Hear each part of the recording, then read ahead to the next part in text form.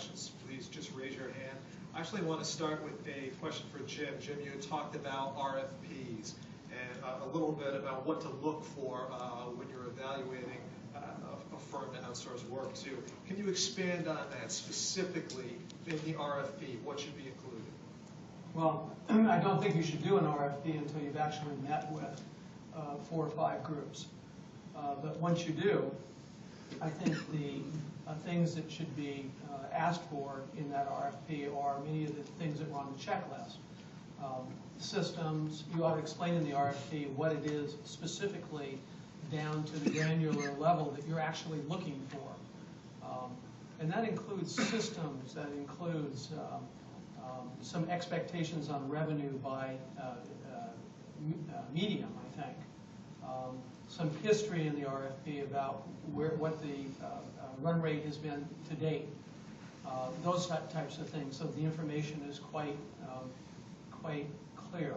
And then in the RFP, things like how you would service that, what your staffing is, where you'd put people, what your some sense on how you would approach the project from a strategic standpoint, how you would handle the marketing and research side if in fact that was a part of the equation, things like that.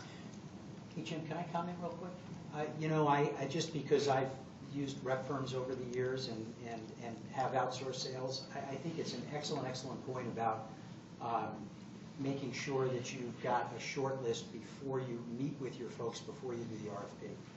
I can tell you how many years we've been buried with just sending RFPs out and spending a lot of time working through a lot of non-qualified firms. Other questions? I have a question on the 20%. That's a big number. How do you break that down? Telecommunications, production, personnel. How is it spread out? And do you think that's going to be a sustained number over the next 4 or 5 years? It's a great question, and I think all of what you said. So we start with the facility, and then we talk about the people and the benefits. We talk about the pipes going into that facility just to keep the flow going. The numbers that we had in the budget for upgrades, as an example, up to CS, the next generation of Creative Suite. So all of those are taken into account. The leases that we have on our equipment, so all of that is in there. I think when you add all of those up, we simply have a budget that we then allocate out to each of our magazines. So wasn't a very complicated thing, but we would take our magazine business, apply pages, and kind of do allocations accordingly. When we compare the actuals of a full year versus the actuals of a full year with SMS, we saved about 20%.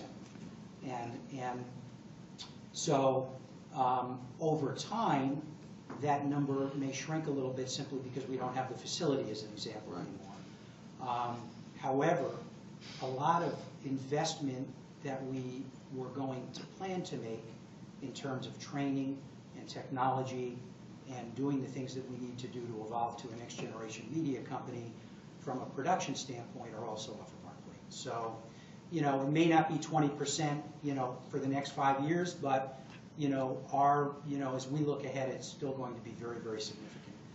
And I also think that the ability to have a flexible variable expense line is just, it's been a wonderful thing to experience for me personally.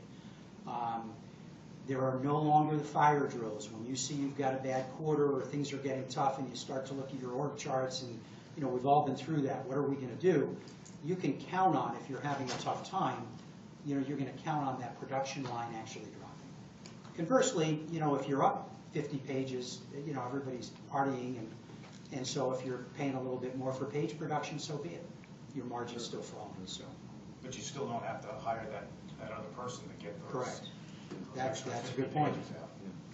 And the other thing with the way our technology works is we bring what we believe to be best-in-class technology wherever it is, and often in cases, a smaller publishing company would never be able to either afford it, or if they did afford it, to be able to see that ROI.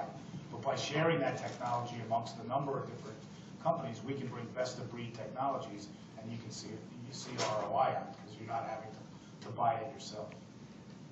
That seems to me to be a big relief that you, or as a publisher of 25 titles, the amount of effort that goes into researching new technology and implementing it and training your own people. I mean, this goes on with any publisher around the world. So how much of that can talk about? I'm spending a lot more time with customers, and I'm having fun.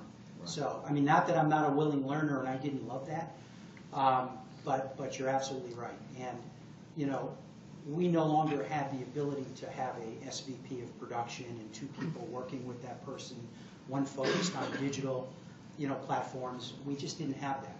So any time that I was spending and learning and researching and running meetings to roll out new concepts have now been redirected back to the customer, to strategy, to revenue, to competitive positioning, and we're better for it.